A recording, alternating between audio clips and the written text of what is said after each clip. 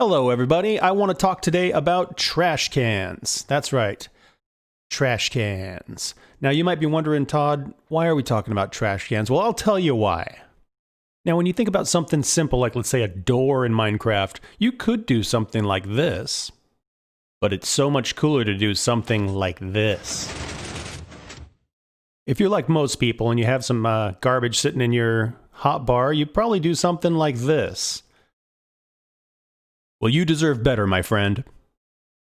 So let's take a look at 6 simple trash can designs.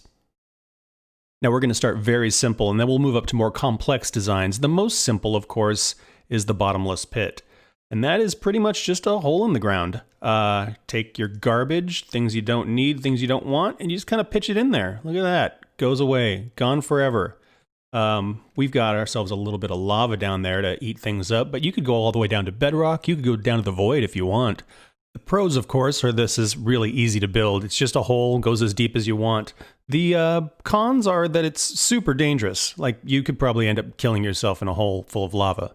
Our second design I call the self-flushing pit. And this one looks very much like the first one. We've got some water here. We throw our garbage in there, and look at that. Flushed away. Gone. Out of sight.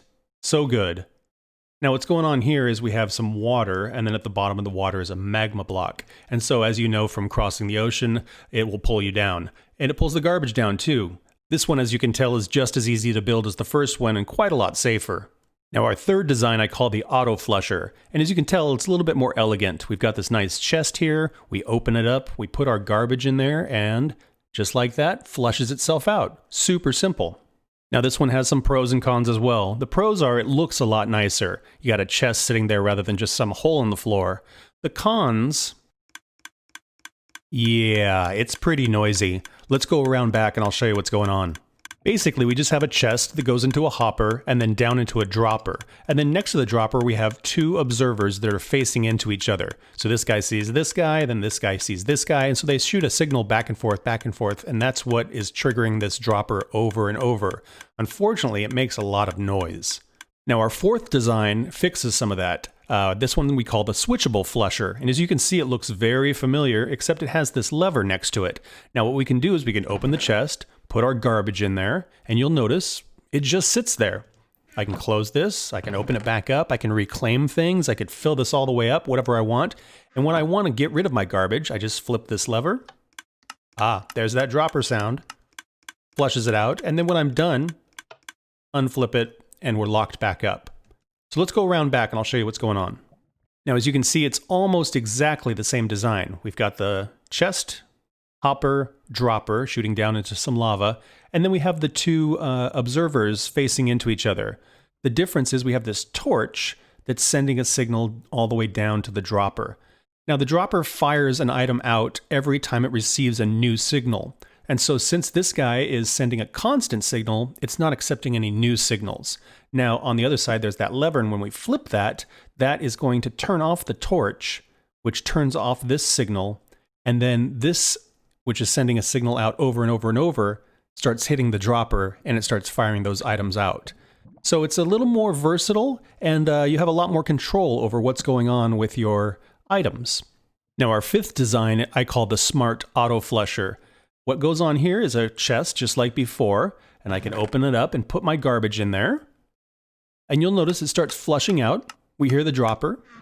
And once it's empty, it stops all by itself. Super simple. So let's run around back here. Now this might be a circuit that you've seen before. It's very common in a lot of big builds that are automated. It starts off with the chest going down to the hopper, and then the dropper that shoots down into the lava. Now we take a comparator output. Whenever there's an item in here, the comparator shoots off a signal, and the repeater amplifies that.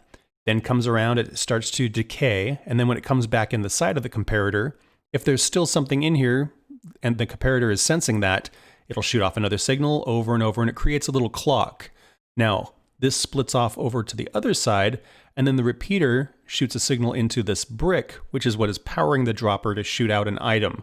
And this just happens over and over as long as there is something in the dropper. As soon as the dropper is empty and the comparator senses that, then it stops automatically. So nothing you need to do there, just kind of set it and forget it. Super easy. So let's put something in there and we'll check it out. Just like that. So easy. Now our final design is the switchable smart auto flusher. That's right, we've gotten there, folks. So this guy looks similar to the last design, except we've got a button here. Now I can open up this chest, put my garbage in there, and you'll notice it just sits there. So like before with that other design, we can reclaim things, we can fill this up, we have a lot of control. And then when we want to empty this, we just push the button, we hear the dropper, and then it stops itself. Super cool. Now let's run around back, take a look here. So as you can see, it's a little bit more complicated, but I'll break it down for you. So just like before, we've got our chest going into the hopper, going to the dropper that's shooting things down off into the lava there. And then this circuit off to the side is just like we had over there. We have the comparator output to the repeater, comes around here to this repeater, and circling back around here. Now, what is different is right now, this dropper is locked. It is receiving a signal from this redstone block, and the repeater is putting it right in there. So the dropper is not interested in taking anything or shooting anything off. It's just locked. Now, normally the way that this circuit over here worked is as soon as something enters the dropper, the comparator starts sending a signal out and creates this clock. Obviously, since nothing can enter the dropper, that's not going to work. So on the other side here, we have a button. And what happens when we push that button is a signal comes down here all the way around. That repeater pushes it into that block. And what's going on the other side here is that block then sends it across. This is a little pulse extender, and I'll explain why that is there in a moment. When that signal comes around, it turns off this torch, which in turn causes this piston to retract, pulls the block across, unlocks the dropper, and then the comparator can start doing its job. So I'll show you what it looks like.